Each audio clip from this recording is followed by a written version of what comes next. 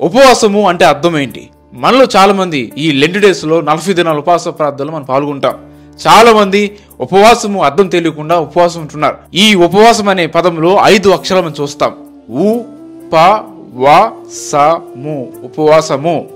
ఊ అంటే ఉపేక్షించుకోవడం, అంటే తృణీకరించుకోవడం. బైబిల్ వాక్యం సెలవిస్తుంది, ఎవరైతే నన్ను వెంబడించుకోని ఎడల తన్ను తాను ఉపేక్షించుకొని తన సిలువెత్తుకుని వెంబడించవాలని ప్రభు చెప్పాడు. అంటే ఉపవాసం చేయడం మాట అర్థమేనంటే ఉపేక్షించుకోవడం. అంటే నేను కాదు, క్రీస్తు నాలో జీవిస్తున్నాడు. Not I but Christ lives in me. I have crucified with Christ. నేను క్రీస్తు వాడు సిలువేయబడ్డాను. ఇక్కడ జీవించేది నేను కాదు. మన కోరికలు, ఆశలు, ఇష్టాలు అన్నీ కూడా మనము తీసివేయాలి, వాటిని ఉపేక్షించాలి. రెండో అక్షరం ఏంటంటే పా, అంటే పరీక్షించుకోవడం, అంటే ఎగ్జామిన్ చేసుకోవాలి. అవునండి, మన జీవితం ఎట్లా ఉంది, మన బతుకు ఎలా ఉంది, నా మాటలు ఎలా ఉన్నాయి, నా క్రియలు ఎలా ఉన్నాయి, నా చూపులు ఎలా ఉన్నాయి, మన ప్రవర్తన ఎలా ఉందని మనం పరీక్షించుకోవాలి. ఉపవాస ప్రార్థనలో కూర్చున్నామంటే మనం ఎగ్జామిన్ చేసుకోవాలి, పరీక్షించుకోవాలి.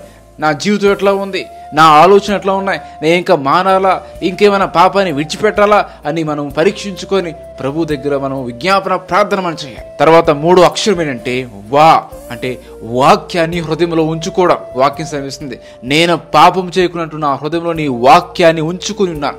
ఉపవాసం అంటే వాక్యాన్ని మన హృదయంలో ఉంచుకోవాలి.